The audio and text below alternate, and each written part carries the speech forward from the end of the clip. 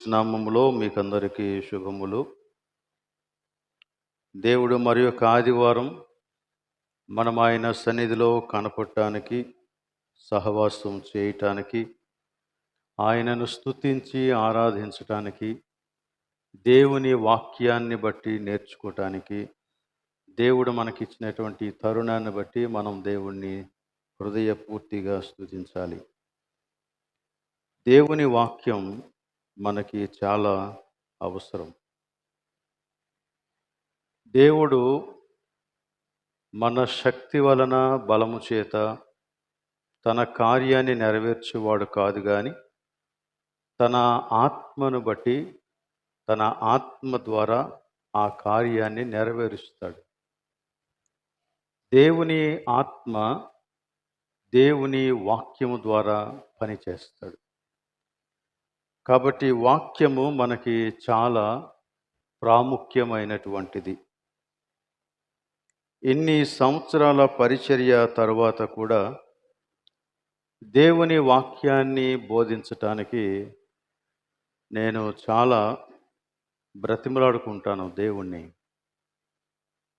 ఆ వాక్యం నిమిత్తం అంతగా శ్రద్ధ వహించకపోతే బహుశా ఏ రోజు కూడా నేను వాక్యాన్ని ప్రకటించలేనేమో.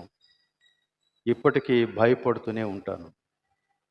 సో దేవుని యొక్క వాక్యాన్ని మనస్సుకు తోచినట్లుగా చెప్పటం అనేది మనకి మంచిది కాదు. లేక లోకమంతా అంగీకరించినటువంటి సూత్రాలకు అనుగుణంగా దేవుని వాక్యాన్ని మార్చేసుకోవటం దీవెనకరం కూడా కాదు. గనక దేవుని వాక్యాన్ని దేవుని వాక్యంగా, దానితో మరేది కలుపకుండా, ఏ విధమైనటువంటి సూత్రాన్ని, లోకానుసారమైన విధానాన్ని దానికి జోడించకుండా దేవుని వాక్యాన్ని దేవుని వాక్యంగా నేర్చుకొని దానిని అనుసరించటం వలన మనకి ప్రయోజనం ఉంది. మన ప్రయోజనం గురించి అలా ప్రక్కన పెడితే అసలు మనం చేయవలసింది అదే. మనము దేవుని ప్రజలము గనక లోకమంతటికి అవసరం లేకపోయినా, లోకమంతా దానిని తృణీకరించిన, లోకమంతా దానిని కాదు అని చెప్పిన, లోకమంతా దానిని ఏకంగా దూషించిన, ద్వేషించిన, వేరు చేసిన నీవు నేను మాత్రం వాక్యమును హత్తుకొని జీవించాల. ఇదే దేవుడు మనకిచ్చినటువంటి పిలుపు. క్రైస్తవులంగా మనం చేయవలసినటువంటి ప్రధానమైనటువంటి విషయం ఇదే. ఎవరు అనుసరించినా, ఎవరు అనుసరించకపోయినా, ఎవరు దేవుని యొక్క వాక్యాన్ని పరిశీలించి తెలుసుకున్నా తెలుసుకోకపోయినా, నీవు దేవుని కుమారుడవైతే, దేవుని కుమార్తెవైతే ఖచ్చితంగా దేవుని వాక్యాన్ని నీవు నేర్చుకోవాలి, దానిని పరిశీలనగా తెలుసుకోవాలి, అనుసరించాలి. అది దేవుడు మనకు అనుగ్రహించినటువంటి విధి. ఆ ద్వారానే మనకి ఆశీర్వాదం మన జీవితంలోనికి ప్రవహిస్తుంది. కాబట్టి దేవుని యొక్క వాక్యం ఎడల మనకున్నటువంటి దృక్పథాన్ని సరిచేసుకొని వాక్యాన్ని వాక్యంగా అంగీకరించడానికి మనం ముందుకు వెళ్ళాలని నేను కోరుతూ ఉన్నాను. వివాహ బంధాన్ని గురించి మనం గత కొన్ని 2-3 వారాలుగా ధ్యానం చేస్తూ వచ్చాం. భార్య భర్తల మధ్య ఉండేటువంటి బంధం విడదీయరానిది. దేవుడు దానిని అలాగనే రూపించాడు అని మొట్టమొదట మనం తెలుసుకున్నాం. రెండవదిగా వివాహ బంధంలో పురుషుని యొక్క పాత్ర ఏంటి, బాధ్యతలేంటి అనే సంగతిని గురించి ఆలోచన చేస్తాం. పురుషునికి దేవుడిచ్చినటువంటి బాధ్యత చాలా గొప్పది. చాలా అంటే చాలా చాలా గొప్పది.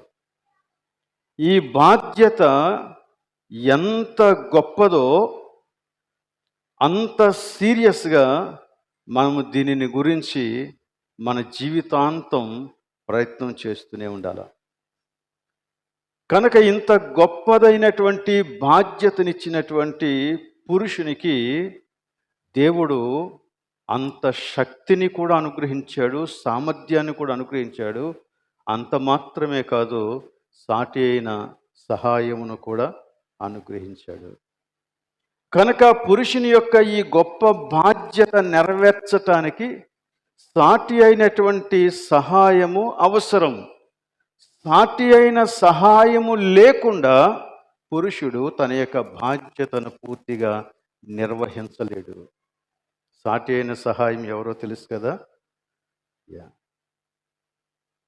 భార్యే, స్త్రీయే. కాబట్టి ఈ రోజున మన వివాహ బంధములో స్త్రీ యొక్క పాత్ర ఏంటి, బాధ్యత ఏంటి, దాని గురించి కొంచెం ఆలోచన చేద్దాం. పురుషుల గురించి చెప్పటం ఒక విధంగా చాలా సులువే, ఎందుకంటే నేను పురుషుడినే కాబట్టి. స్త్రీలను గురించి చెప్పడం చాలా సున్నితమైనటువంటి అంశం. ఒకటి, నేను స్త్రీని కాను గనుక. రెండవది, లోకం యొక్క విధానం అంతా వేరుగా ఉంది. వాటితో మన మనస్సులు పూర్తిగా నింపబడ్డాయి. అందుచేత దేవుని యొక్క విధానాలను గురించి మాట్లాడినప్పుడు వాటిని అవగాహన చేసుకోలేకపోవటం ఒకటైతే, వాటిని పూర్తిగా వ్యతిరేకించటం మరొకటి. కాబట్టి దీనిని దేవుని యొక్క వాక్యంలో వ్రాయబడిన దాని ప్రకారంగానే మనం తెలుసుకోవటానికి ప్రయత్నం చేద్దాం. నేను లోకాన్ని బోధించటం లేదు, వాక్యాన్ని బోధిస్తున్నాను. కాబట్టి వాక్యాన్ని నేను బోధించినప్పుడు అది నా బోధ కాదు, దేవుని బోధ. సో దేవుడు మాట్లాడినటువంటి మాట దేవునిదే. ఆ మాట అధికారయుక్తమైనది, ఆ మాట క్షేమదాయకమైనది. దానిని పాటించటం మన యొక్క బాధ్యత. మనం దాన్ని పాటించాలి, అదే మనకి ఆశీర్వాదం. గనుక స్త్రీ యొక్క పాత్రను గురించి కొన్ని విషయాలు దేవుని యొక్క వాక్యంలో ఉండి మనం నేర్చుకోవటానికి ప్రయత్నం చేద్దాం. స్త్రీ పాత్రను గురించి, బాధ్యతలను గురించి నేను మీకు ప్రత్యేకంగా చెప్పాల్సిన పని లేదు. కాబట్టి మీకు తెలిసిన దాని మీద మరికొంచెం దేవుని వాక్యంలో నుండి ముందుకు తీసుకువెళ్ళాలని నేను కోరుకుంటూ ఉన్నాను. లోకం నేర్పించేటువంటి బోధ ఒకటి ఉంది, అలానే దేవుని వాక్యం నేర్పించేటువంటి బోధ ఒకటి ఉంది. ఇవి రెండు ఒకదానికొకటి కొంచెం వేరుగా కనపడతాయి. లోకం ఏమి నేర్పిస్తూ ఉందంటే, నీవు ఎవరికి లోబడి ఉండాల్సిన అవసరం లేదు, నీకు స్వేచ్ఛ ఉంది అని లోకం బోధిస్తుంది. కానీ దేవుని వాక్యం ఏం చెబుతుందంటే, మీరు లోబడి ఉండుడి అని బోధిస్తుంది. ఎంత వ్యత్యాసం ఉందో చూడండి. వీటిని చూసి మనం కన్ఫ్యూజ్ అవ్వాల్సిన పని లేదు. వారు లోకం ఆ విధంగా మాట్లాడడానికి కావలసినంత నేపథ్యం వారికి ఉంది, చరిత్ర వారికి ఉంది, సందర్భం వారికి ఉంది. అలాగనే దేవుని వాక్యములో లోబడి ఉండుడి అని చెప్పినప్పుడు దాని యొక్క అర్థం కూడా చాలా బలమైనటువంటిది. దేవుడు ఊరికనే అనాలోచితంగా ఏది మాట్లాడడు. దేవుడు ఒక్కసారి మాట్లాడితే అది ఎన్ని తరాలు మారినా, ఏ కాలం మారిపోయినా, ఏ దేశానికి వెళ్ళిపోయినా ప్రపంచమంతా అది వర్తిస్తుంది. ఎందుకంటే అది దేవుని యొక్క మాట, అది దేవుని మాట. కాబట్టి ఈ రెండింటినీ మనం కొంచెం అవగాహన చేసుకోవటం అవసరమని నేను భావిస్తూ ఉన్నాను. అయితే ఇక్కడ మనం గమనించవలసిన విషయం, లోకం ప్రతి మనిషికి ఇండివిడ్యువాలిటీని బోధిస్తూ ఉంది. నీవు ఒక వ్యక్తిగా నీ మట్టుకు నీవు స్వీయ నియంత్రణ కలిగి ఉండాల్సినటువంటి వాడవు లేక దానవు అని బోధిస్తూ ఉంది. కానీ ఇక్కడ దేవుని యొక్క వాక్యము లోబడి ఉండుడి అని చెప్పినప్పుడు ఒక కుటుంబాన్ని గురించి మాట్లాడుతుంది, కుటుంబ సంబంధ బాంధవ్యాలను గురించి మాట్లాడుతుంది. అది మన స్వంత కుటుంబమే కావచ్చు, లేక సంఘము అనే క్రీస్తు కుటుంబమే కావచ్చు. ఈ రెండింటిలోనే ఒకటే సూత్రం, అదేంటంటే లోబడి ఉండుడి. మరి ఇండివిజువాలిటీకి తావు లేదా అంటే అలా చెప్పలేదు దేవుని వాక్యం. గనక దేవుని యొక్క వాక్యంలో చెప్పినటువంటి విషయాన్ని అర్థం చేసుకునే ముందు అసలు లోకం ఎందుకు అలా మాట్లాడింది అనే దాని గురించి కూడా మనం కొంచెం తెలుసుకోవటం మంచిదే. తరతరాలుగా స్త్రీ అనగద్రొక్కబడినటువంటి సంగతి మనకి బాగా తెలుసు. ఇది చాలా కాలంగా వస్తూ ఉంది. దేశానికి అది వేరుగా ఉన్నప్పటికీ, దాని యొక్క తీవ్రత స్థాయి వేరుగా ఉన్నప్పటికీ ఇదే జరుగుతూ ఉన్నటువంటి విషయం. కొన్ని దేశాలు ముందుగా మేల్కొన్నాయి, కొన్ని దేశాలు మేల్కోలేదు. స్త్రీకి విద్యా హక్కు ఉండేది కాదు, ఆస్తి హక్కు ఉండేది కాదు, స్వీయ నిర్ణయాధికారం లేదు, స్వాతంత్ర్యం లేదు. అంటే ఎవరి నియంత్రణలోనో వారు ఉండాల్సినటువంటి పరిస్థితి, కేవలం ఇంటికి మాత్రమే పరిమితమైపోయినటువంటి స్థితి. వివాహం జరగాలంటే కన్యాశుల్కం ఇవ్వాల్సిందే, వరకట్నం. ఈ రోజుకి కూడా దానిని ఎవ్వరూ నిర్మూలించలేకపోతున్నారు. ఈవెన్ క్రైస్తవులు కూడా దానికి బానిసలే. తర్వాత సతీ సహగమనం, భర్త ఒకవేళ చనిపోతే భార్య సజీవంగా ఉన్న భర్తతో పాటు చితి మీద దహించేటువంటి సంస్కారం అది. ఆడపిల్లలు అని తెలిస్తే గర్భంలోనే హత్య చేయటం, భ్రూణ హత్యలు గర్భంలోనే, అంటే అబార్షన్ చేయటం. అలానే ఆడపిల్లను కన్నందుకు తల్లిని నిందించటం, రకరకాలైనటువంటి చిత్రహింసలు పెట్టడం, అలానే ఆడపిల్ల పుడితే నదిలోనికి విసిరేయడం, అదేదో అపశకునం అన్నట్టు.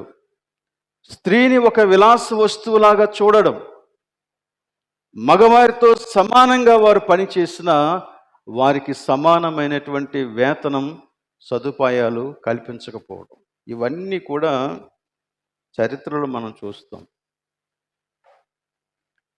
ఈ విధంగా అనపబడినటువంటి స్త్రీలో నుంచి ఒక ఉద్యమం బయలుదేరింది.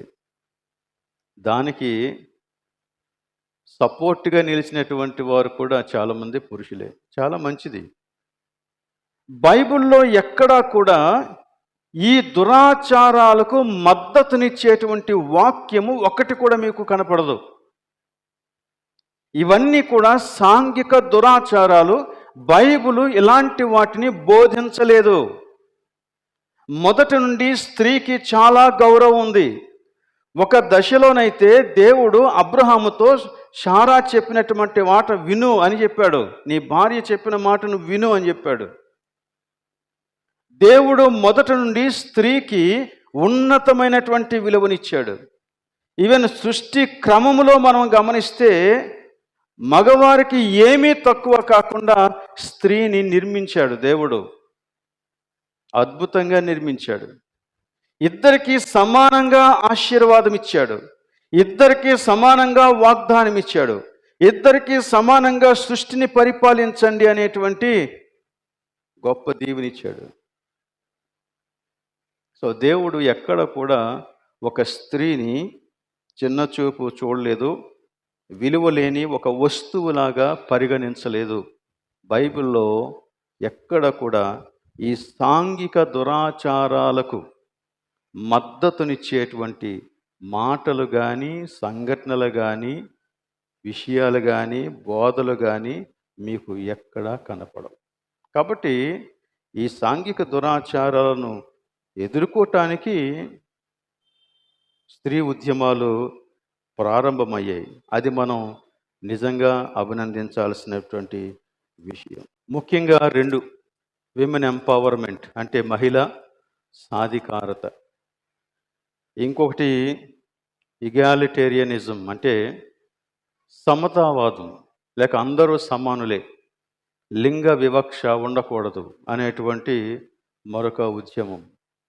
ఈ 2 ఉద్యమాలు మొత్తం ప్రపంచమంతా కూడా సపోర్ట్ చేస్తూ ఉన్నటువంటి ఉద్యమాలు. ఐక్యరాజ్య సమితి, యునైటెడ్ నేషన్స్, ఐక్యరాజ్య సమితికి 17 లక్ష్యాలున్నాయి. 17 లక్ష్యాలున్నాయి. ఈ 17 లక్ష్యాలలో 5వ లక్ష్యం ఏంటంటే లింగ వివక్షను నిర్మూలించుట. దానికోసం స్త్రీ అభ్యుదయానికి ఏమేమి చేయాలో వాటన్నింటినీ చేయటం కొరకు రకరకాలైనటువంటి స్కీమ్స్ని డెవలప్ చేసింది. బోల్డెన్ ఇనిషియేటివ్స్ని స్టార్ట్ చేసింది.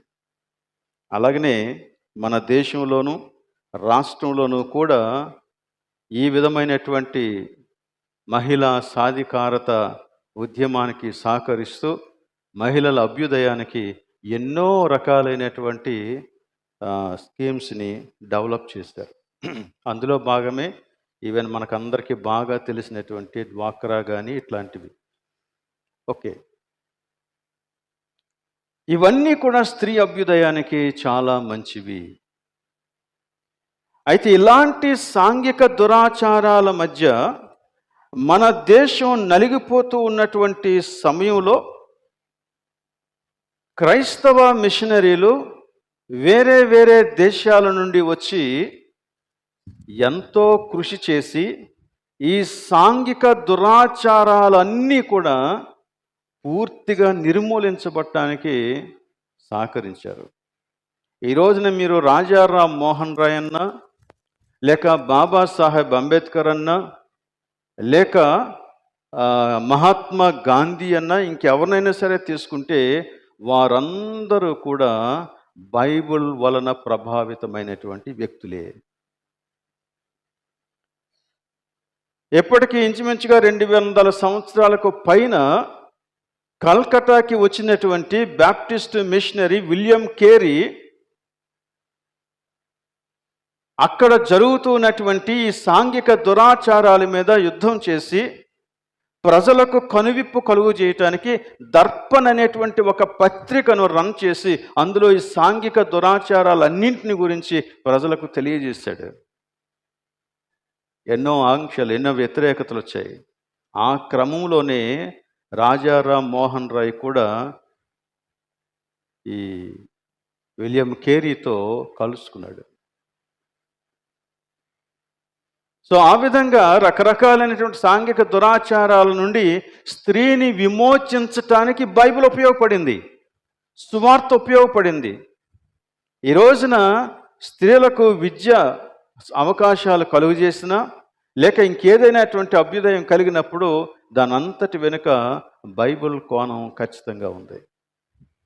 ఈ రోజున దాన్ని ఎవరికి కనపడకుండా దాచేయటానికి ప్రయత్నం చేస్తూ ఉన్నారు. కాబట్టి బైబిల్ ప్రకారంగా ఏ స్త్రీకి కూడా అన్యాయం జరిగేటువంటి రీతిగా దేవుని వాక్యాలు వ్రాయబడలేదని మనం ఈ రోజున తెలుసుకోవాలి. అయితే దేవుడు చెబుతూ ఉన్నటువంటి విషయం ఏంటి, దానిని గురించి మనం ఆలోచన చేద్దాం. వివాహ వ్యవస్థలో లోబడి ఉండుట అనేది చాలా ప్రధానమైనటువంటి అంశంగా దేవుడు బోధిస్తూ ఉన్నాడు. మీరు ఏదైనా ఒక సంస్థలో ఉద్యోగానికి వెళ్ళారు, వాడు మీ దగ్గర నుంచి ఒక డిక్లరేషన్ తీసుకుంటాడు, ఒక ధృవీకరణ. ఏంటి ఆ డిక్లరేషన్ అంటే, ఈ సంస్థ యొక్క నియమ నిబంధనల ప్రకారంగా నేను పని చేస్తాను,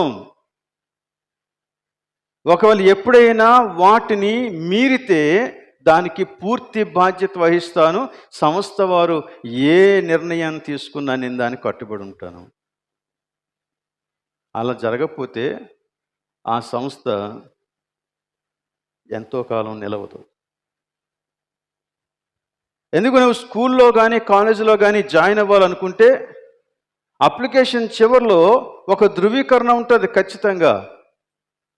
నీవు ఇచ్చిన ఇన్ఫర్మేషన్ గురించి, అలాగనే నువ్వు అందులో జాయిన్ అయితే ఆ విద్యా సంస్థ యొక్క నియమ నిబంధనల ప్రకారంగా నేను విధేయత చూపిస్తాను అని నువ్వు ఒక కమిట్మెంట్లోనికి రావాలా, నీ తీర్మానం. అలా చేస్తేనే నేను జాయిన్ చేసుకుంటాడు.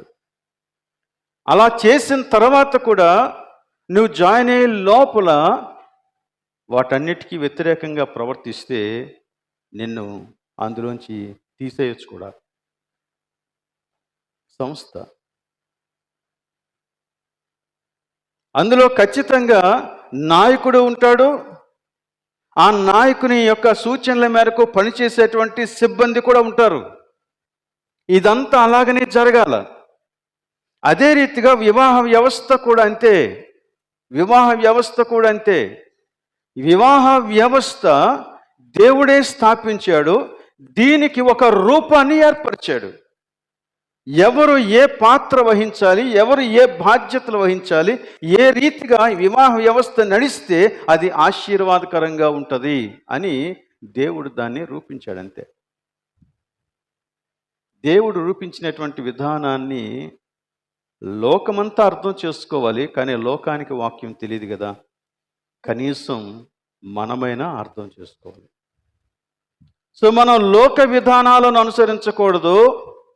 లోకం నేర్చుకునే రీతిగా మనం దేవుని యొక్క విధానాలను అనుసరించాలి ఖచ్చితంగా. అలా అనుసరిస్తేనే దేవుని మాటకు మనం విలువిచ్చిన వారం అవుతాం. ఆయన రాజ్యమును గూర్చినటువంటి ఆకాంక్ష కలిగిన వారం అవుతాం. దేవుని యొక్క రాజ్యాన్ని మనం ఎలా కడతామంటే దేవుని వాక్యానికి లోబట్టం ద్వారానే కడతాం. మరో రీతిగా దేవుని యొక్క రాజ్యం కట్టబడదు.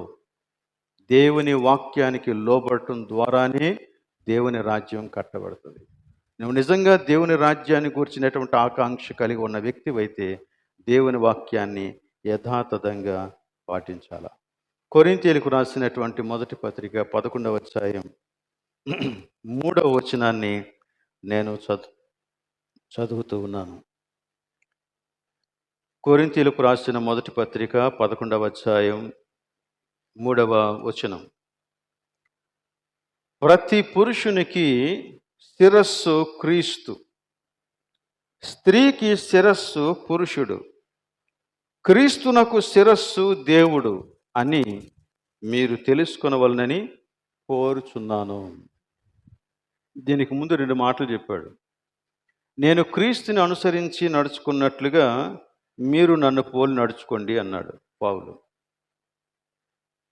ఆ తర్వాత ఏమన్నాడంటే, నేను మీకు ఏ ఏ విషయాలైతే అప్పగించానో వాటన్నిటి ప్రకారంగా మీరు నడుచుకొనుచున్నారని నేను విని మిమ్మల్ని మెచ్చుకుంటున్నాను అన్నాడు.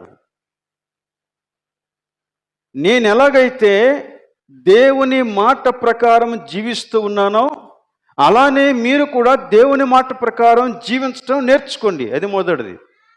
రెండవది, నేను మీకు ఏ ఏ విషయాలైతే ఆజ్ఞాపించానో ప్రభువు నామమున వాటన్నింటినీ మీరు చేస్తున్నారని విని నేను మిమ్మల్ని మెచ్చుకుంటున్నాను.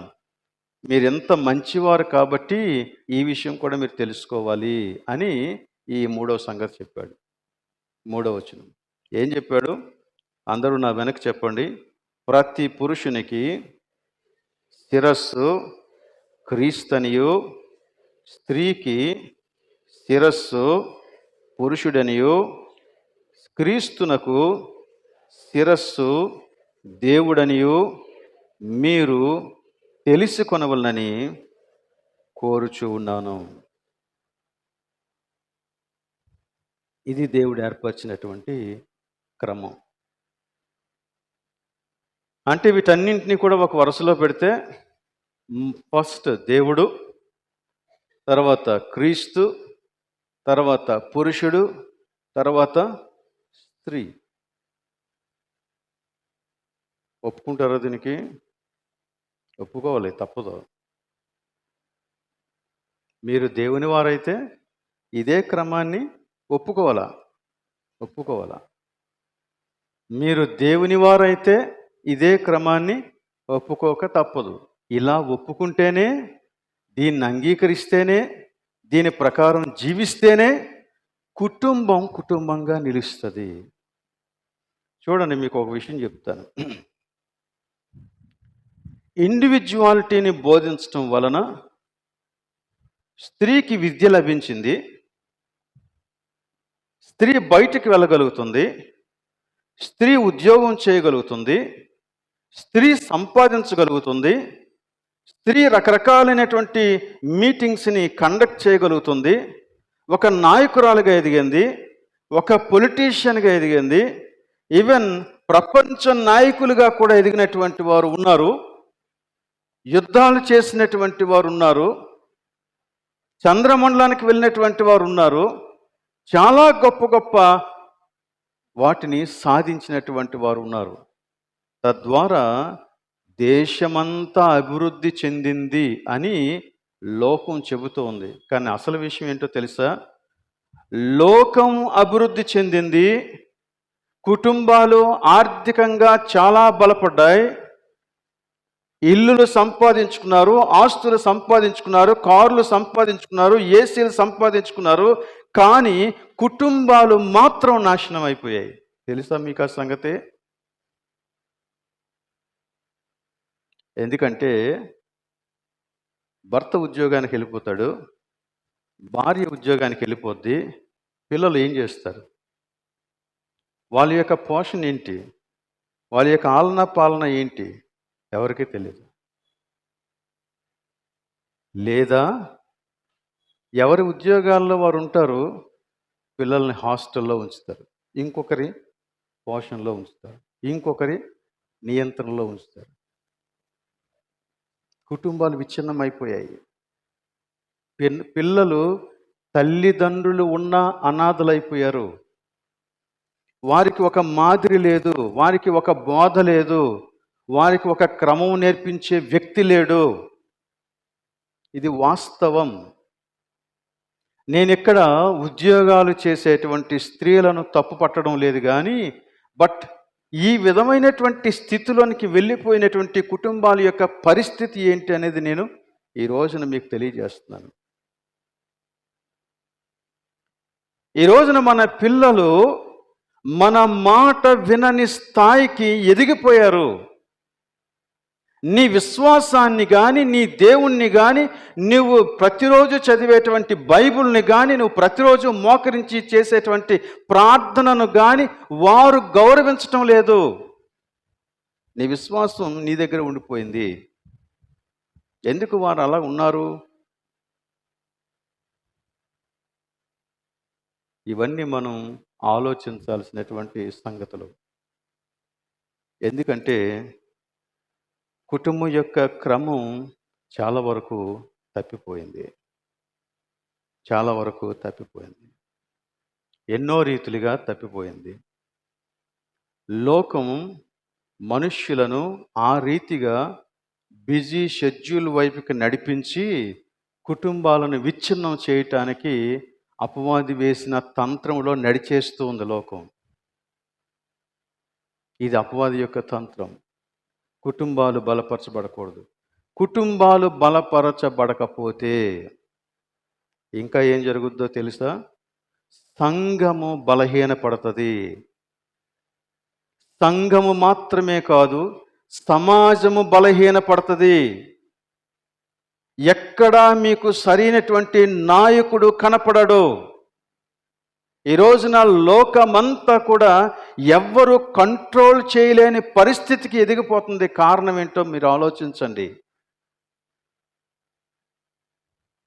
ఎందుకంటే కుటుంబాలలో ఆ నియంత్రణ లేదు కాబట్టి. కుటుంబాలలో నియంత్రణ ఉంటే సంఘాలలో ఉంటుంది, సమాజంలో ఉంటుంది, ప్రతి చోట ఉంటుంది. అవుట్రైట్గా దేవుడు ఏం చెప్తున్నాడంటే, దేవుణ్ణి విశ్వసించినటువంటి స్త్రీ పురుషులకు ఆయన చెప్పినటువంటి మాటలు చాలా క్లియర్గా ఉన్నాయి. ఈరోజు మనం స్త్రీలను గురించి ఆలోచిస్తున్నాం కాబట్టి, స్త్రీలారా మీ పురుషులకు లోబడి ఉండుడి. ఈరోజు ఎంత సున్నితమైన విషయం అయిపోయిందంటే, అమ్మలారా మీరు ముసుగేసుకోండి అంటే ఎంత కోపపడతారో తెలుసా అండి? చాలా కోపపడతారు. దాన్ని వ్యతిరేకించిన వారు బోలెడు మంది ఉన్నారు.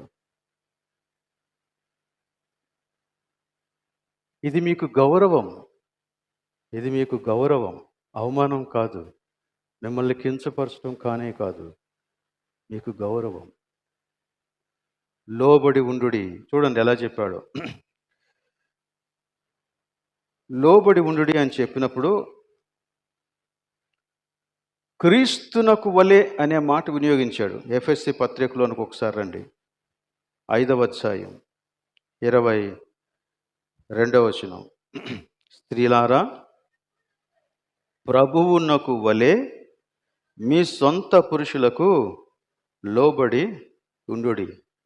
ప్రభువునకు వలె. ప్రభువు మీకు మాదిరి. ప్రభువు ఎలా లోబడ్డాడో, యేసుక్రీస్తు దేవునికి ఎలా లోబడ్డాడో, అదే రీతిగా ప్రతి స్త్రీ తన పురుషునికి అంటే తన భర్తకు లోబడి ఉండాలి అన్నది దేవుని యొక్క ఉద్దేశం. ఇక్కడ ఎక్కువ తక్కువ అనేటువంటి ఇష్యూ కాదు ఇది.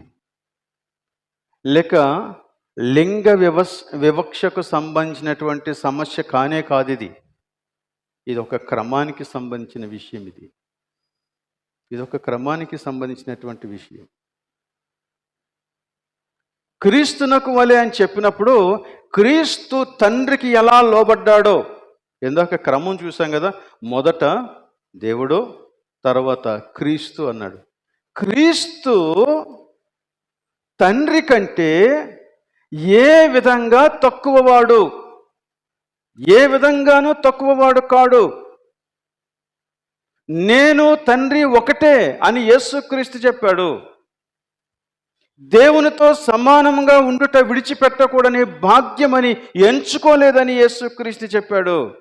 ఆయన దేవునితో అన్ని విధాలా సమానమే, ఎందులో కూడా తీసిపోలేదు. కానీ విల్ఫుల్గా దేవుని యొక్క చిత్తం నెరవేర్చబడటం కోసం ఆయన దేవుని ప్రణాళిక చొప్పున దేవుని చిత్తానికి తన్ను తాను విధేయుడిగా కనుపరుచుకున్నాడు, అప్పగించేసుకున్నాడు. యేసుక్రీస్తు అలా అప్పగించుకోవాల్సిన అవసరం ఉందా? యేసుక్రీస్తే గనక అలా అప్పగించుకోకపోతే నీవు నేను నరకము నుండి తప్పించబడేవారం కాదు. మనల్ని రక్షించటానికి, మనల్ని ఆశీర్వదించడానికి యేసుక్రీస్తు తనను తాను విధేయుడిగా అప్పగించుకున్నాడు. ఆ విధేయతే మనకి రక్షణను తీసుకొచ్చింది. ఆ విధేయత ఎంత భయంకరమైనటువంటి విధేయత అంటే శిలువ మరణం పొందినంతగా.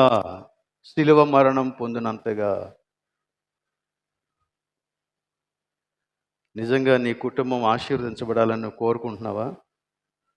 ఇదిగో దేవుడు ఏర్పరిచినటువంటి ఈ క్రమానికి నువ్వు లోబడగలిగితే నీ కుటుంబం దీవించబడుతుంది. నీ తర్వాతి జనరేషన్ ఆశీర్వదించబడటానికి ఈ విధేయతే కారణమవుతుంది. మీరు గమనించారో లేదో, ఏదైనా కుటుంబంలో ఎనీ ఫ్యామిలీ, భర్త ఒక మాట చెబితే భార్య దాన్ని నిరంతరం ఎదురు చెప్తుంది అనుకోండి, తిరుగుబాటు చేస్తుంది అనుకోండి, ఏం జరుగుద్దో తెలుసా? స్త్రీ తిరుగుబాటు చేసినందుచేత బహుశా స్త్రీ అనుకున్న దానిని సాధించవచ్చు, కానీ ఈ తిరుగుబాటు స్వభావము నీ పిల్లలను ఇన్ఫ్లుయెన్స్ చేస్తుంది. నీ పిల్లల తిరుగుబాటు స్వభావం చేత ఇన్ఫ్లుయెన్స్ చేయబడితే వారు ఎక్కడికి వెళ్ళినా తిరుగుబాటే చేస్తారు. సంఘంలో ఉంటే సంఘంలో తిరుగుబాటు చేస్తారు, ఉద్యోగంలో ఉంటే ఉద్యోగంలో తిరుగుబాటు చేస్తారు, స్కూల్లో ఉంటే స్కూల్లో తిరుగుబాటు చేస్తారు, కాలేజీలో ఉంటే కాలేజీలో తిరుగుబాటు చేస్తారు. ఈ తిరుగుబాటు ఎక్కువైపోయింది ఇప్పుడు. అది ఎక్కడ స్టార్ట్ అయిందో తెలుసా? కుటుంబం లోపల, బయట కాదు. కుటుంబం లోపల. అక్కడ ప్రారంభమై ప్రపంచాన్ని శాసిస్తుంది. ప్రపంచం అంతా వ్యాపించేసింది. స్త్రీని అనగదొక్కే ప్రసంగం నేను చేయట్లేదు. మధ్యలో వచ్చిన వారు ఖచ్చితంగా మీరు నన్ను తప్పుగా అర్థం చేసుకునే అవకాశం ఉంది. కాబట్టి ఈ సందేశాన్ని మొదటి నుంచి మీరు మళ్ళా వినండి. యూట్యూబ్ ఆల్రెడీ అవైలబుల్గా ఉంది కాబట్టి మొదటి నుంచి మీరు వినండి. అప్పుడు పూర్తిగా అర్థమవుతుంది.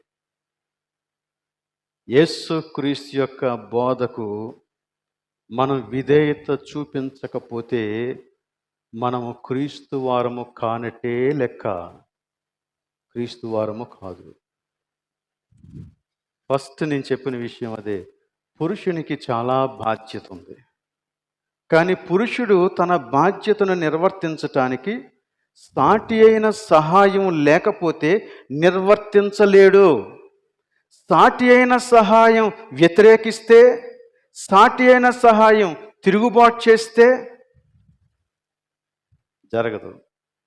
అప్పుడు పురుషుడు ఎంత సామర్థ్యం కలిగిన వాడైనా, ఎంత తెలివిగలవాడైనా, ఎంత మంచి పేరు ప్రఖ్యాతులు ప్రపంచమంతా ఉన్నా అతని కుటుంబం మాత్రం పాడైపోతుంది ఖచ్చితంగా.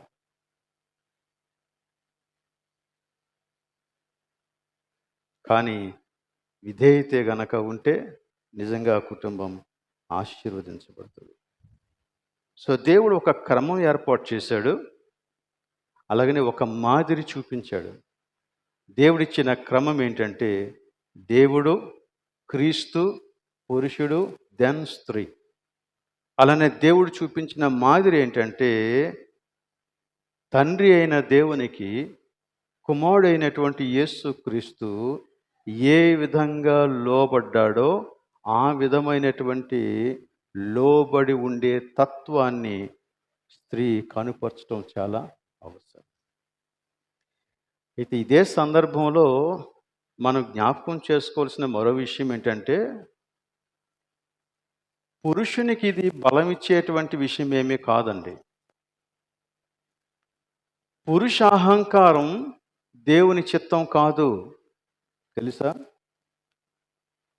నేను పురుషుణ్ణి కాబట్టి, నువ్వు స్త్రీవి కాబట్టి నువ్వు లోబడాల్సిందే అని చెప్పడానికి లేదు సుమా. ఎందుకంటే నీ పైన నీకొక శిరస్సు ఉన్నాడు. ఎవరైనా? యేసుక్రీస్తు. నీ యేసుక్రీస్తుకి నువ్వు లోబడిన రీతిగా నువ్వు నీ యొక్క కుటుంబంలో నీ నాయకత్వాన్ని, నీ బాధ్యతను నువ్వు నిర్వహించాలి. అది ఎప్పుడైతే తప్పుతావో అన్నీ తప్పిపోతాయి. అన్నీ తప్పిపోతాయి. నువ్వు క్రీస్తుకి లోబడకుండా నా భార్య నాకు లోబట్టడం లేదండి అని చెబితే దాని వలన ప్రయోజనం లేదు. లోబడాల్సిందే. నువ్వు క్రీస్తుకు లోబడాల్సిందే. క్రీస్తుకు లోబట్టం అంటే ఇదిగో దేవుని యొక్క వాక్యానికి లోబట్టం. అందుకే నేను మాటి మాటికి చెబుతున్నాను, పురుషులారా మీరు వాక్యాన్ని నేర్చుకోండి. స్త్రీల కంటే ఎక్కువ వాక్య జ్ఞానం మీకు అవసరం. కానీ ఈ రోజున సంఘాల పరిస్థితి ఎలా ఉందంటే స్త్రీలకు ఎక్కువ వాక్యం తెలుస్తుంది, పురుషులకు తెలియడం లేదు. స్త్రీలు టకటక రెఫరెన్సులు తీసి చదువుతారు, పురుషులు ఇంకా ఎత్తుక్కుంటూ ఉంటారు. కారణం ఏంటి? Your association with the word of God is much much lesser than women do. Last time గురువారపు కూడికలకు మీరు రావట్లేదు అని చెప్పినందుకు కొంతమంది అభ్యంతరపడి ఉంటారు. ఈరోజు నేను ఇంకో ప్రశ్న వేస్తున్నాను. మీ ఇంట్లో ఫ్యామిలీ ప్రేయర్ని పురుషులారా మీరే నిర్వహిస్తారా? No that you are a pastor to your family. నీ కుటుంబానికి నువ్వు ఒక కాపరి అన్న విషయం నువ్వు మర్చిపోవద్దు. నువ్వు నిర్వహించాలి. నువ్వు నిర్వహించాలి. నీ బాధ్యతను విస్మరించినప్పుడు నీ భార్య దగ్గర నుంచి కానీ, నీ పిల్లల దగ్గర నుంచి కానీ నీ మాటకు విలువ ఉండాలని నువ్వు కోరుకోవాల్సిన అవసరం లేదు. కోరుకున్నా దానివల్ల ఏం ప్రయోజనం ఉండదు. ఇవి రెండు చాలా అవసరం అండి. ఫ్యామిలీ కట్టబట్టడానికి విధేయత ఒక గొప్ప లక్షణం. విధేయత, లోబడి ఉండుట ఒక గొప్ప లక్షణం. నేను కొన్ని ఫ్యామిలీస్ని ఎరుగుదును. నిజంగా వారి యొక్క భర్తలు అస్సలు కోఆపరేట్ చేయకపోయినా they stood in obedience to the will of God strongly. తన భర్త గౌరవం తగ్గిపోకుండా, తన పిల్లలు దేవుళ్ళలోంచి తప్పిపోకుండా నిరంతరము దేవుని సన్నిధిని నడిచిన అనేక మంది స్త్రీలను నేను ఎరుగుదును.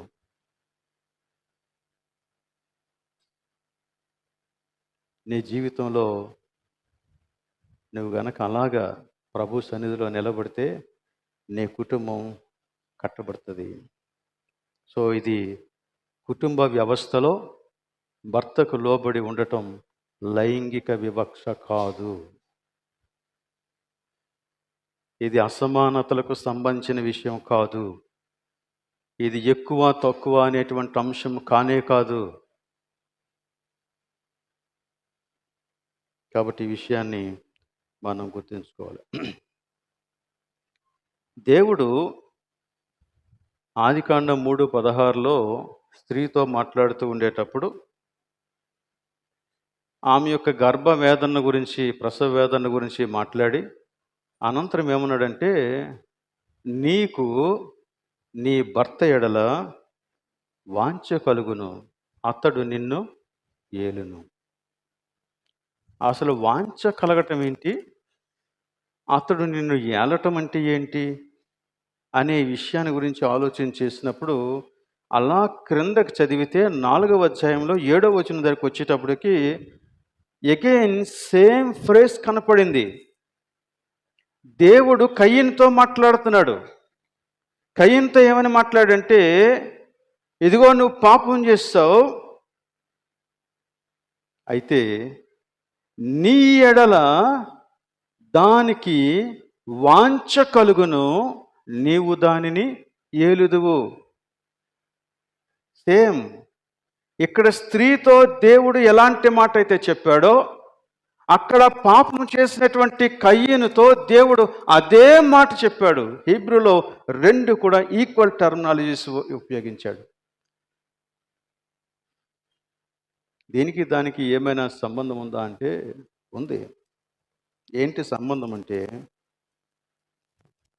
స్త్రీ చాలా వరకు తన యొక్క పతనమైనటువంటి స్థితిలో నుండి తనకు కలిగినటువంటి ఒక ఆలోచన ఏంటంటే, పురుషుణ్ణి అధిగమించాలా, పురుషుణ్ణి ప్రభావితం చేయాలా, పురుషుణ్ణి నా గుప్పిట్లో పెట్టుకోవాలా.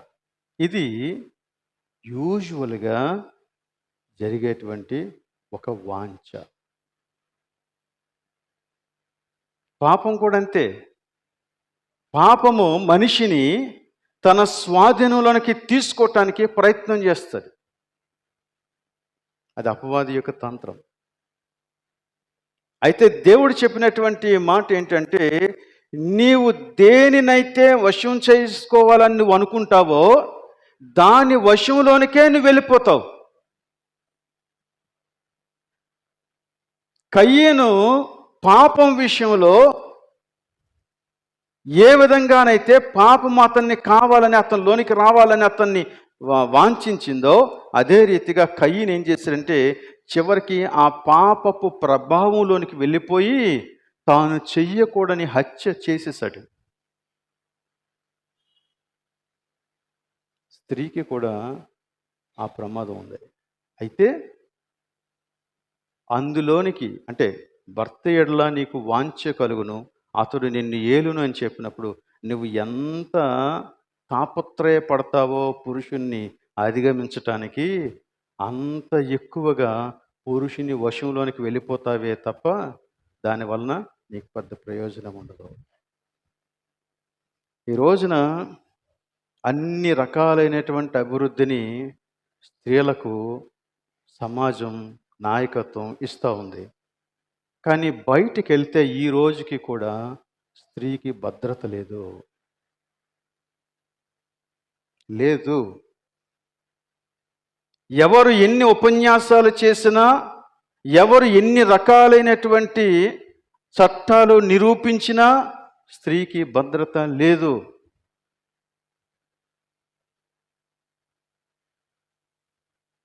కాబట్టి ఇవన్నీ కూడా మనం ఆలోచన చేస్తూ ఉంటే దేవుడు రూపించినటువంటి క్రమమే ది బెస్ట్. The best. ఇంకొకటి లేదు. ఇంకొక ప్రత్యామ్నాయం లేదు. ఏ సైకాలజీ కానీ, ఏ పొలిటీషియన్ కానీ, ఏ సిద్ధాంతం కానీ, ఏ చట్టం కానీ నీకు భద్రత కలిగించలేదు. కుటుంబ క్షేమం దేవుడు రూపించినటువంటి క్రమంలోనే ఉంది. కాబట్టి అపోస్తలుడైన పౌలు తీతుకి ఉత్తరం రాస్తూ కొన్ని విషయాలు చెప్పాడండి. తిమోతి పత్రిక తర్వాత తీతు పత్రిక ఉంటుంది, 197వ పేజీ. ఇందులో పౌలు తీతుకి ఉత్తరం రాస్తూ, తీతు ఎవరు అంటే క్రేతు అనే పట్టణంలో సంఘ కాపరి. క్రేతు అనే పట్టణంలో సంఘ కాపరిగా తీతు పనిచేస్తున్నాడు.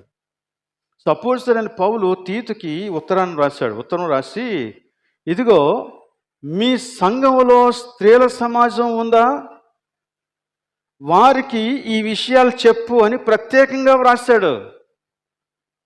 పెద్దలైన స్త్రీలు ఉన్నారా మీ సంఘంలో, ఉంటే వారికి ఈ విషయం చెప్పు అని రాశాడు.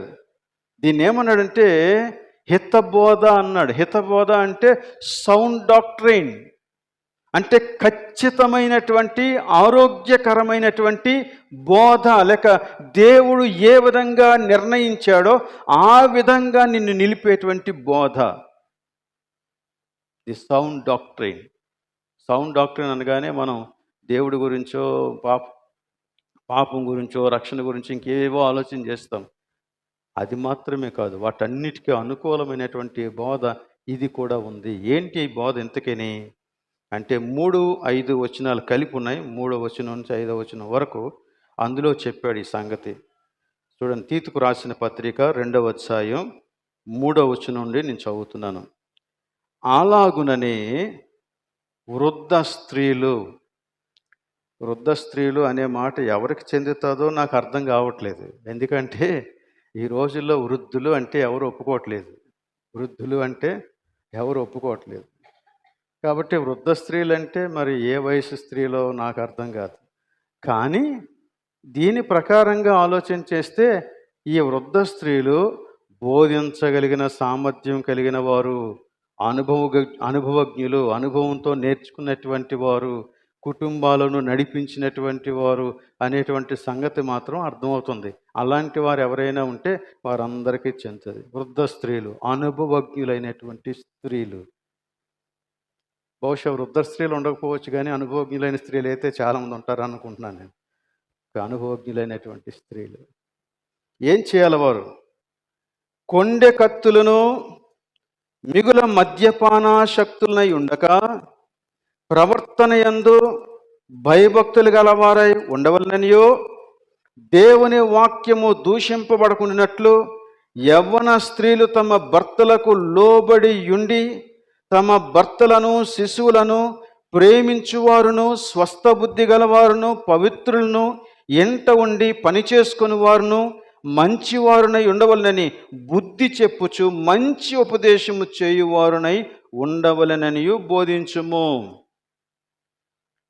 అంటే వృద్ధులైన స్త్రీలు యవ్వనస్తులైనటువంటి స్త్రీలకు బోధించాల్సిన విషయాలను గురించి మాట్లాడుతున్నాడు.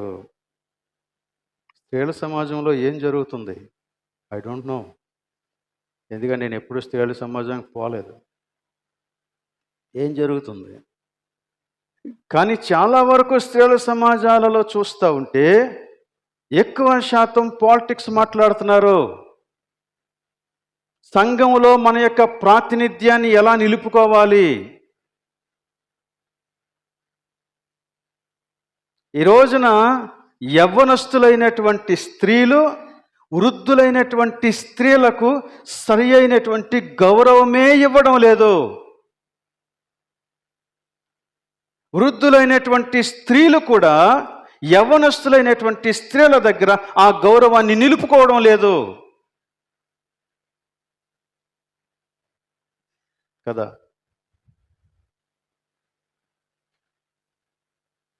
కానీ ఇక్కడ పౌలు ఈ సంఘానికి, క్రేతు అనేటువంటి సంఘానికి వ్రాస్తూ, ఇదిగో స్త్రీల సమాజంలో మీరు నేర్పించాల్సిన విషయాలు ఇవి అని రాశాడు. నెంబర్ 1, కొండె కత్తులై ఉండొద్దు అని చెప్పాడు. నెంబర్ 2, వ్యసనాలకు బానిసలైపోవద్దు. నెంబర్ 3, ఏమని? భయభక్తులు గల వారై ఉండాలి. ఎందులో? ప్రవర్తనలో. చాలామందికి భయభక్తులు అంటే నేను బాగా వాక్యం చదువుతాను, నేను బాగా ప్రార్థన చేస్తాను, నేను బాగా వాక్యం చెప్తాను, అంతవరకే. ఇక్కడ ఏం చెప్పాడంటే ప్రవర్తన యందు భయభక్తులు గలవారై ఉండాలి. ప్రవర్తన యందు, నీ మాట, నీ తీరు, నువ్వు చూసే చూపు, నీ ఆలోచనలు, నీ విధానాలు, వీటన్నిటిలోని భయభక్తులు కనపడాల. ఇంకా ఏం చెప్పాడు? ఏమండి? దేవుని వాక్యము దూషించబడకుండునట్లు నువ్వు ఒక బోధ చేయాలి. దేవుని వాక్యము దూషింపబడు. ఇప్పటి వరకు మనం చెప్పుకున్నది అదే. మనము దేవుని ప్రజలం గనక దేవుని వాక్యాన్ని వినాలి, దేవుని మాట ప్రకారం నడుచుకోవాలి. అప్పుడే దేవుని యొక్క వాక్యము దూషింపబడకుండా ఉండేటువంటి ప్రవర్తన మనం కలిగి ఉంటాం. దేవుని వాక్యం దూషింపబడకున్నట్లు ఏం చేయాలంట? యవ్వన స్త్రీలు తమ భర్తలకు లోబడి ఉండటాన్ని మీరు నేర్పించాలి అన్నాడు. నువ్వే తిరుగుబాటు చేసే వ్యక్తివైతే నువ్వు ఇంక యవ్వన స్త్రీలకు ఏమి నేర్పిస్తావు? తర్వాత, తమ భర్తలను, శిశువులను ప్రేమించేవారుగా ఉండాలని నువ్వు వారికి బోధించాలా.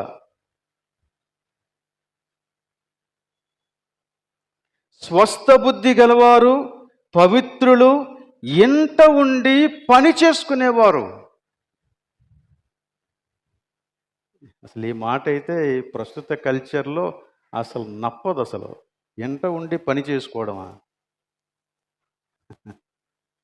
అది నప్పదు అసలు. మనకి ఊరి మీద కార్యాలు చాలా ఉన్నాయి. We have no time to spend for our family. చాలా ఉన్నాయి. కొంతమంది సమర్థవంతంగా అన్ని నిర్వహించగలరు, వారికి అభినందనలు. బట్ ఏదేమైనప్పటికీ కూడా ఇది చాలా అవసరం. అసలు దీనంతటికీ మీరు సామెతల గ్రంథం 31వ అధ్యాయాన్ని జోడించుకోండి. సామెతల గ్రంథం 31వ అధ్యాయంలో గుణవతి అయినటువంటి భార్య దొరుకుట అరుదు అని ప్రారంభించి ఆ అధ్యాయం చివరి వరకు ఎన్ని సంగతులు చెప్తాడో. దాన్ని అంతటిని మీరు ఇంటికి వెళ్ళి చదువుకొని దాన్ని దీనికి జోడించండి, మీకు ఇంకా క్లియర్గా అర్థమవుతుంది.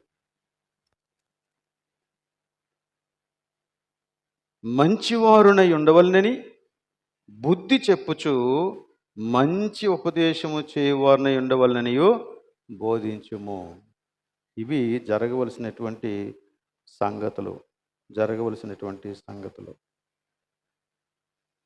మనము కార్యక్రమాలు అయితే నిర్వహిస్తున్నాము, కానీ కార్యక్రమాలలో, ప్రాజెక్టుల్లో నేర్చుకోవలసిన దేవుని వాక్యం బోధించబడటం లేదు.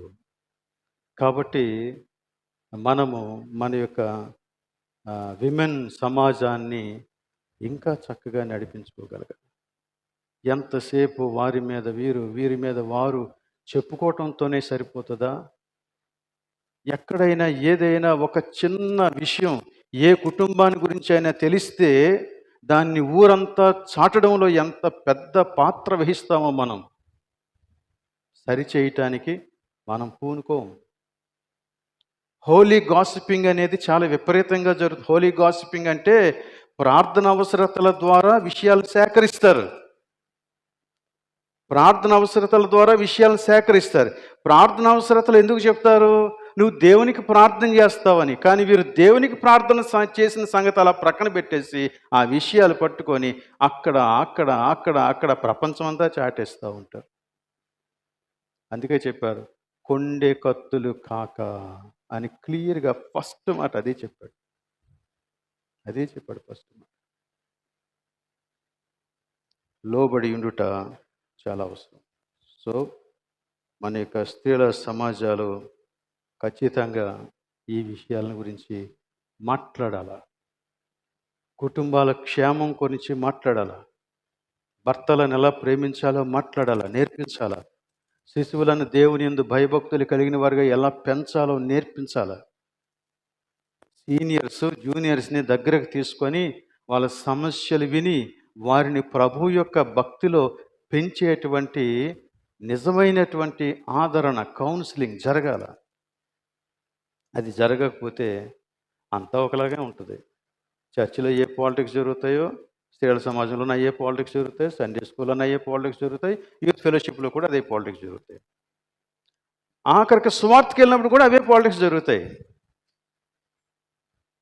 ఈ స్ట్రీట్లో ఆయనకి ప్రార్థన ఇచ్చారు, నాకు ఇవ్వలేదు. ఈ స్ట్రీట్లో ఆయనకి పాట పాడడానికి ఇచ్చారు, నాకు ఇవ్వలేదు. ఈ స్ట్రీట్లో ఆయనకి మాట్లాడడానికి ఇచ్చారు, నాకు ఇవ్వలేదు. అదే పాలిటిక్స్ ఎవ్రీవేర్. అసలు మనం ఎందుకు క్రైస్తవులుగా ఉన్నాం? మన కుటుంబాలను స్థాపించుకోవాలా, మన కుటుంబాల ద్వారా దేవుని వాక్యం మహిమపరచబడాలా. అందుకొరకు దేవుడు చెప్పిన క్రమాన్ని లోకంతో మిళితం చేయకుండా దాన్ని యథాతథంగా నేర్చుకొని విధేయత చూపితే సంపూర్ణమైనటువంటి దీవెన మనం పొందుతాం. దేవుడి మాటలు దీవించునుగాక. ప్రార్థన చేద్దాం. సర్వోన్నతుడివైన మా ప్రభువానికి స్తోత్రములు. నీవిచ్చిన వాక్యము బహువేగముగా పరిగెత్తును. నా మాట ఫలించక నిష్ఫలముగా తిరిగి రాదు అని సెలవిచ్చిన వాడా, నీకు స్తోత్రములు. లోకములో ఏ జనమునకు లేని గొప్ప దీవెన, నీ వాక్యము అనే దీవెన నీవు మాకు అనుగ్రహించినందులకు నీకు స్తోత్రం చెల్లిస్తూ ఉన్నాం. నీ వాక్యములోని సంపూర్ణమైన ఆశీర్వాదాన్ని పొందుకునేటట్టు వినిన సత్యాలు మర్చిపోకుండా అనుసరించటానికి మాకు సహాయం దయచేయండి. తండ్రి, కనికరించండి. తండ్రి, సంఘమును ఆశీర్వదించండి. ప్రతి కుటుంబాన్ని దీవించండి. దేవా, మేమెంత బలహీనులమో అది నీ సన్నిధిని ఒప్పుకుంటూ ఉన్నాం. తండ్రి, మమ్మను క్షమించండి, మమ్మను కనికరించండి. మా ఎడల నీకున్న ఉన్నతమైన తలంపులను దేవా మేము సరిగా దృష్టించగలిగినట్లు సహాయం దయచేయండి. మా విధేయతలో మేము నశించిపోకుండా మమ్మను కాపాడుమని ప్రార్థన చేస్తూ ఉన్నాం. అపవాది యొక్క తంత్రములలో, లోకానుసారమైన విధానాలలో మేము పడి నీ వాక్యాన్ని అర్థం చేసుకోలేని స్థితికి దిగజారిపోకుండా మమ్మను కనికరించండి. దేవా, సంఘమంతా ఈ విషయంలో నిరంతరము ఆసక్తి కలిగి మెలకువతో నిన్ను సేవించినట్లు నీ కృపనిమ్మని ప్రార్థన చేస్తూ ఉన్నాం. ఇక్కడ నుంచి బయలుదేరుతూ ఉండగా మా అందరితో నీ సన్నిధిని, నీ సమాధానమును అనుగ్రహించండి.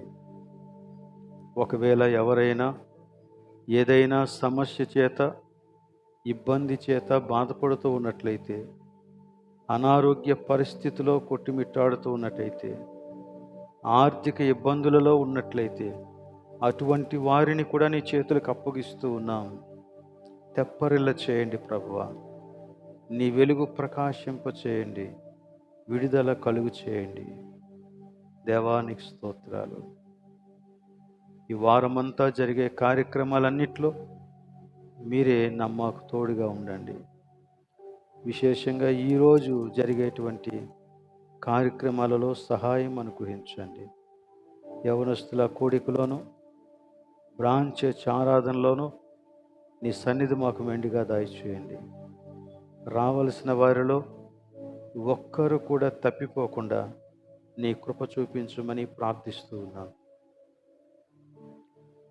నీవే మమ్మను దయతో జ్ఞాపకం చేసుకొని, నీ వెలుగులో, నీ నీడలో మమ్మను ధైర్యపరిచి స్థిరమైన వారిగా నడిపిస్తారని నమ్ముతూ ప్రతి ఒక్కరి మీద నీ దీవెన నింపుతావు నమ్ముతూ ఈ ప్రార్థన మా ప్రభువును రక్షకుడైన యేసు పరిశుద్ధ నామములో అడుగుచూ ఉన్నాం తండ్రి, ఆమేన్. పరలోకమందున్న మా తండ్రి, నీ నామం పరిశుద్ధపరచబడునుగాక, నీ రాజ్యం వచ్చునుగాక, నీ చిత్తం పరలోకము నెరవేరినట్లు భూమి మీద నెరవేరునుగాక. మా అనుదిన ఆహారం మాకు దయచేయం, మా రుణస్తులు మేము క్షమించిన ప్రకారం క్షమించము, మన శోధనకు తేక కీడును తప్పించము. ఎందుకనగా రాజ్యము, బలము, మహిమ నిరంతరము నీవై ఉన్నావు తండ్రి, ఆమేన్. తొట్టిల్లకుండా మిమ్మను కాపాడుటకును, తన మహిమ ఎదుట ఆనందముతో నిర్దోషులుగా మిమ్మల్ని నిలబెట్టుటకును మన తండ్రి అయిన దేవుని ప్రేమ, కుమారుడైన యేసుక్రీస్తు యొక్క కృప, పరిశుద్ధాత్మీయ అన్యోన్య సహవాసం ఇక్కడ చేరిన మనకు, మన కుటుంబములకు, సంఘమంతటికి సదాకాలము తోడే ఉండునుగాక. ఆమేన్.